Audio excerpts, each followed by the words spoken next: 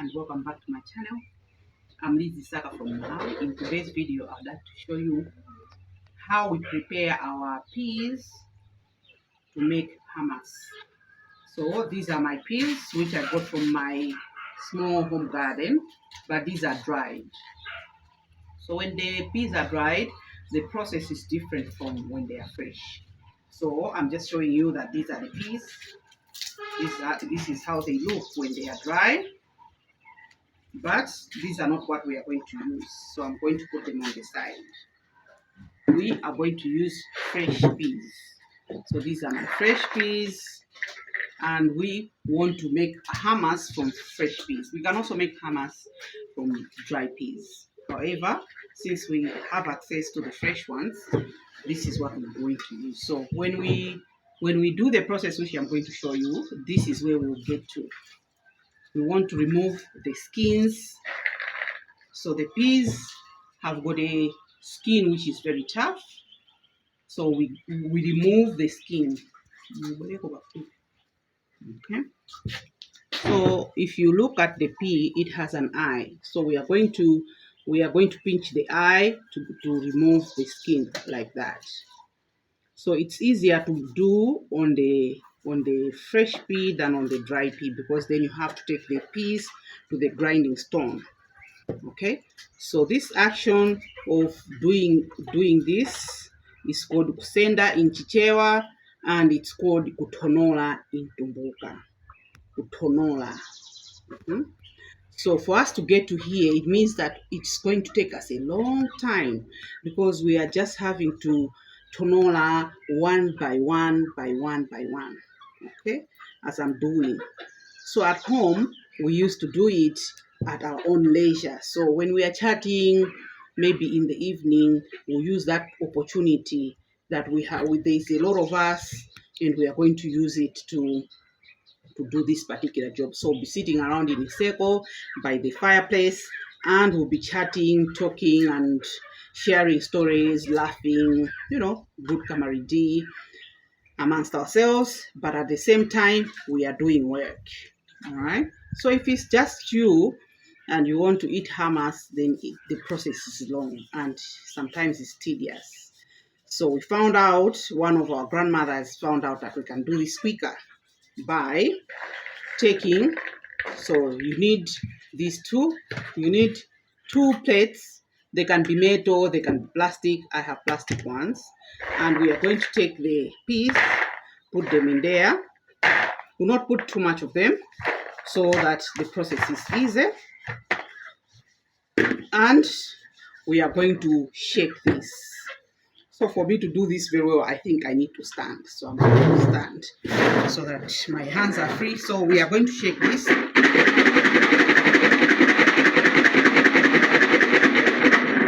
Like that. So what that does is it generates friction. As the beans are beating against each other, against the plate, we generate friction that makes this process of tonola easy. So when it loosens the skin, so it makes the whole process easier than before. Okay, so here, because I've not shaken them too much, I need to do it again to generate enough heat and friction to make the process much easier. Make sure that you cover them very well. They are moving about.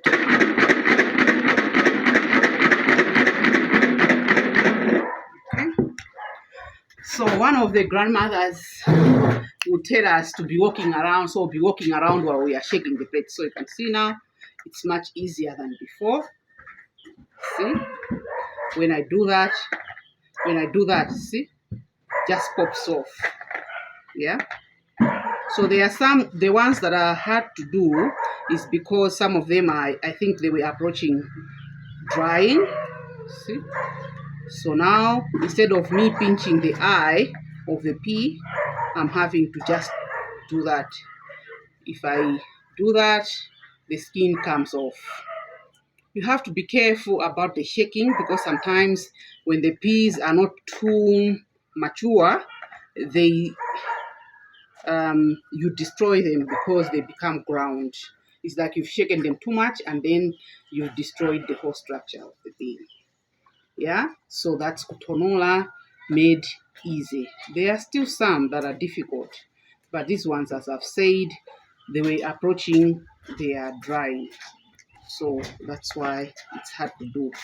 But for those others, it's very easy. So my speed has improved. Yeah. So that's the hack for today. And once the peas are done, once the hummus is done, I'm going to show you tomorrow. So we'll leave these ones to dry, to air dry, not like completely drying, but just making the air pass through them. We are going to put them on the fire tomorrow, on the heat, and then we'll cook and proceed with the other processes. So I'm going to show you how the hummus comes out. So hummus is called chipere in Chichewa, and in Chitumbuka it's called shiranda.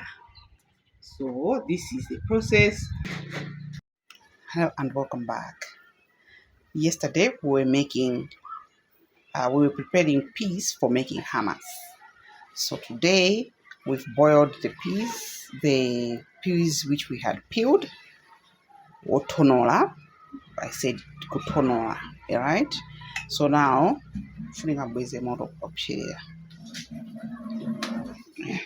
now we want to show you how we make our hummus. Chipere. Ndechawira, tatitamo tomato, tatitamo anyezi. Now tufuna kuti tichikande chipere. So we're going to mash it. So we are going to use a whisk to mash it.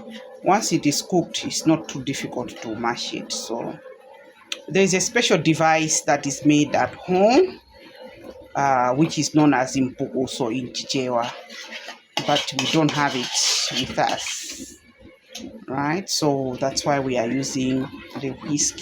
If you don't have a whisk, you can also use intiko or a cooking stick. So for me, I prefer using intiko, which is easier to do. So that's the simple process of making hummus. Boiling after it is done, after the peeled peas are done cooking. When you touch them, they are disintegrating. Then you know they are ready for the next process, which is mashing. So this is us mashing it, right? So in the village, that's how they do it. When you're using the tool that I'm talking about, the mpokoso thing, that's how you do it. But I only saw this in town, and when my house help told me about it, because my grandmother used the cooking stick, which is in Tigo, right? Also use that Tigo bani. Also please I don't Tigo bani.